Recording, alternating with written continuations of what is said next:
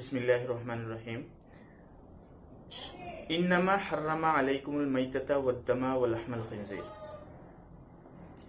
Allah ৰব্বুল ইজ্জতে Curran শৰীফৰ এই আয়াতটিত আমাৰ ওপৰত কিছু বস্তু হাৰাম কৰি দিছে।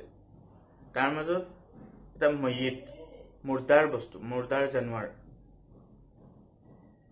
মুৰ্দাৰ বুলি ক'লে যিটো বস্তু জবাহ চৰি নহয়, শৰীয়তত যিটোক জবাহ কয়, বিসমিল্লাহ হি আল্লাহু আকবাৰ কৈ পিনি যিটো বিসমিল্লাহ কৈ মিলি যিটো জবাহ কৰা হয়, এই জবাহটো যদি তাত পোৱা নাযায় তেতিয়াহ'লে সেইটো বস্তু হাৰাম হয়। শৰীয়তত ইয়াৰ ইজাজত নাই, আপুনি ব্যৱহাৰ কৰিব নোৱাৰে। এটা জন্তু যদি মৰি গ'ল, এই মৰা জন্তুটোক আপুনি বিকিব নোৱাৰে, বিকি পিনি তাৰ পইচা কামাব নোৱাৰে, সেই পইচা আপুনি ব্যৱহাৰ কৰিব নোৱাৰে। শৰীয়তত তাৰ ইজাজত নাই, কাৰণ মুৰ্দাৰ বস্তুটো শৰীয়তত কোনো ধৰণৰ নাফা উঠোৱা, ফায়দা উঠোৱা শৰীয়তত তাৰ ইজাজত নাই। মাছ যদি মৰি উপঙি যায় তেতিয়াহ'লে সেই মাছটো খোৱাৰ ইজাজত নাই, শৰীয়তে তাক হাৰাম কৰিছে। যদি মাছ মৰি উপঙা নাই আৰু আপুনি জাল মাৰি মাছটো লৈ আহিলে মৰা অৱস্থাত, তেতিয়া আপুনি সেই মাছটো খাব পাৰিব। কিন্তু যদি মাছ ওপৰত উপঙি গৈছে তেতিয়াহ'লে এইটো মাছ গেলি গৈছে আৰু এইটোক শৰীয়তে ইজাজত নিদিয়ে আপোনাৰ ব্যৱহাৰ কৰা। ঠিক তেনেধৰণে সেই মাছটো আপুনি বিকি পিনি অন্য ধৰ্মৰ মানুহকো যদি বিকি পিনি আপুনি তাৰ পইচা ব্যৱহাৰ কৰিব বিচাৰে, শৰীয়তে ইয়াৰ ইজাজত নিদিয়ে।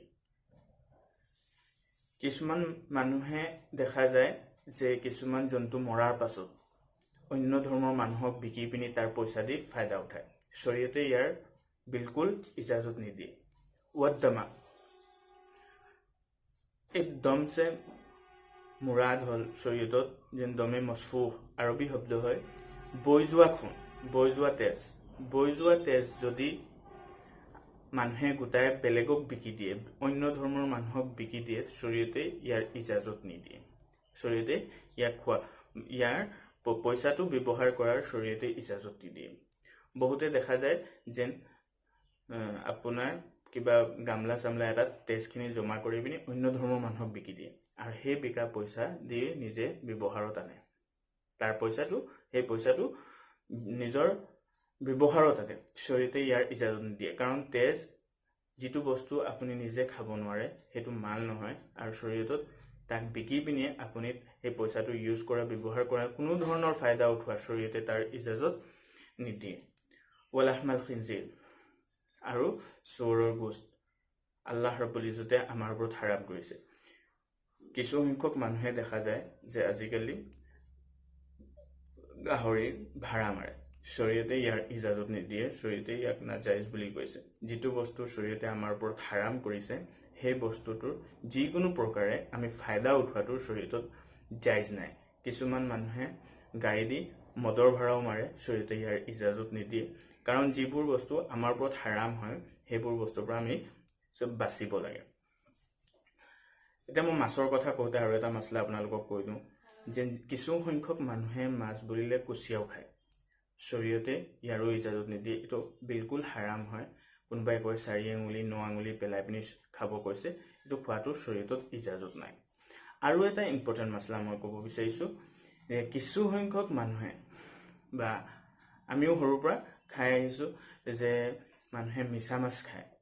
শৰীয়তত মিছা মাছ লৈ পিনি যেন এইটো মাছ হয় নে নহয়, শৰীয়তত ইয়াৰ বিষয়ে উলামাৰ মুখতলিফ ৰায় আছে, মুখতলিফ কৌল আছে।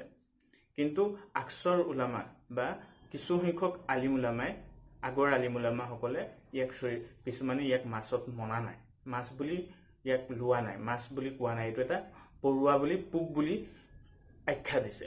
সেইসকলৰ নজদিক সেইটো পোক হয়, সিহঁতৰ মতে সেইটো খোৱা নাজাইজ হয় বা মকৰুহে তহৰিমি হয়। আৰু উলামাই আহনাফৰ মাজত আৰু এটা দলে কৈছে যেন এইটো মাছ হয়। কিছুমান জেগাত যেনেকুৱা অসম বা বাংলাদেশ এনেকুৱা জেগাবিলাকত ইয়াক মাছ বুলি আখ্যা দিয়া হয় আৰু খোৱা হয়, সেইকাৰণে উলামাই দেওবন্দে ইয়াক জাইজ বুলি কৈছে যেন এইটো বস্তু আপুনি ব্যৱহাৰ কৰিব পাৰিব। এতিয়া যদি তাকৱাৰ কথা সোধে যেন তাকৱা কি হয়, যে শৰীয়তে তাকৱাৰ লাইনত কৈছে যেন আপুনি মিছা মাছৰ পৰা দূৰত থকাটো, যদি দূৰত থাকিব পাৰে, নাখাই পিনি থাকিব পাৰে, তেতিয়াহ'লে আপুনি নোখোৱাটো আপোনাৰ কাৰণে বেছি ভাল।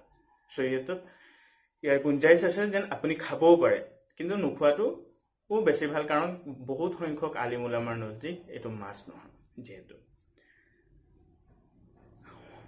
ওয়ামা উহিল্লা বিহি লিগাইৰিল্লাহ, এই আয়াতটিৰ শেষত আল্লাহ ৰাব্বুল ইজ্জতে কৈছে যিবিলাক জন্তু আল্লাহৰ নামৰ আলাৱা বেলেগৰ নামত বা মন্দিৰ বা ট্ৰাষ্টৰ নামত এৰি দিয়া হয়, তেনেকুৱা জন্তু খোৱাটো হালাল কৰিয়ে শৰীয়তত তাৰ ইজাজত থাকে।